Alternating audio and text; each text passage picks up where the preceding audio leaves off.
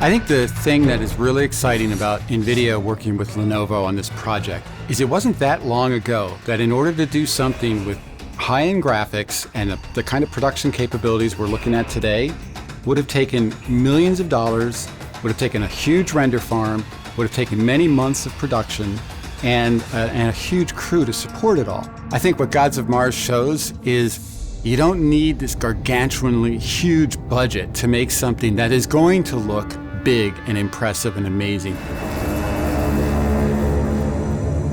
I've always wanted to direct a Star Wars movie, and this movie got the scope of Star Wars.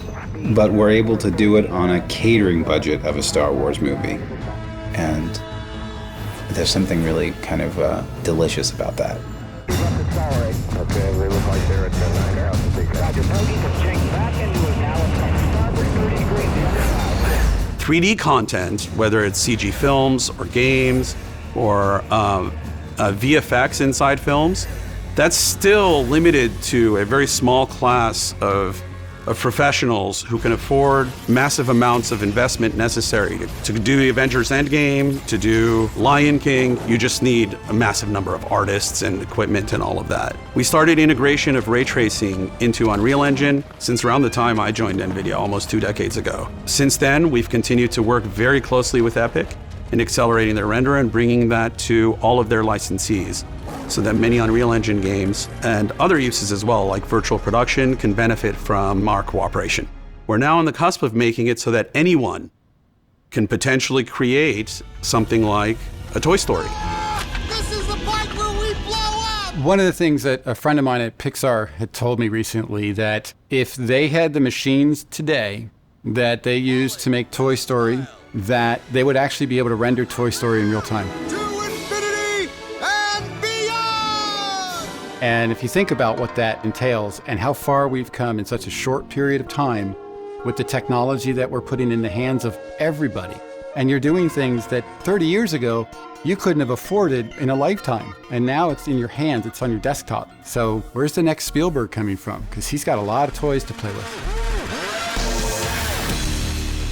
Because Gods of Mars are doing so much game engine work, rendering multiple nodes of graphics and multiple layers of graphics becomes very, very computationally intensive. NVIDIA Quattro and NVIDIA graphics cards offer the best processing on board of any graphics cards available. They are the standard of the industry in doing game engine-driven production. And we are using it pretty heavily for ray tracing and for all of our engine processing. So they are key to the success of this project. I actually think this future of filmmaking is going to be closer to the traditional way of making films. If you look at old Buster Keaton films, they did what was called in-camera effects. They worked for days and weeks to create the scene that you would see through the camera in order to do the effect. And they did it with matte paintings and they did it with layers. What you see today with real-time graphics and LED walls and virtual production sets is bringing the effects into the camera. So the director and the storytellers are getting to tell their story closer to what the audience will see in the end without having to take a guess and let the render team go off and do something. Real-time graphics is what makes that happen.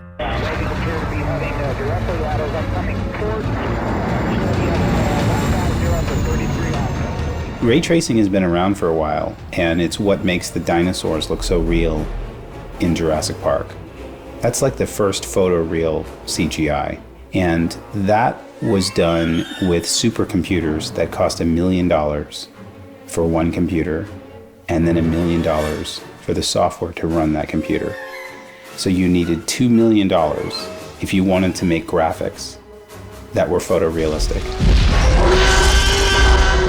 Boy, do I hate being right all the time. Rendering is a form of simulation, simulating how light interacts with matter. One of the earliest ones that we developed is ray tracing. It's a technique that you can use to build algorithms for these simulations. You can simulate virtually any aspect of light: reflections, refraction, glossiness, caustics, all of these things can be done with this one basic primitive. You can think about this in terms of music. If you had a musician, somebody playing the keyboard, a piano, have to wait hours after they press a key to hear the results of that, it'd be a lot harder to compose a beautiful piece of music. Having it be real time and have that interactive feedback loop that you get from pressing the key and hearing the sound is critical in composing that. The same is true for the visual arts. Is an artist doesn't have to manage risk. Every time they set off a render that's going to take days, they tend to be more conservative with the changes in their creativity. If they do something wrong, they're going to have to wait days to see it, and they're closer to their deadline. But if they can see the changes immediately, that opens up their creative possibilities, and they can take more risks each iteration.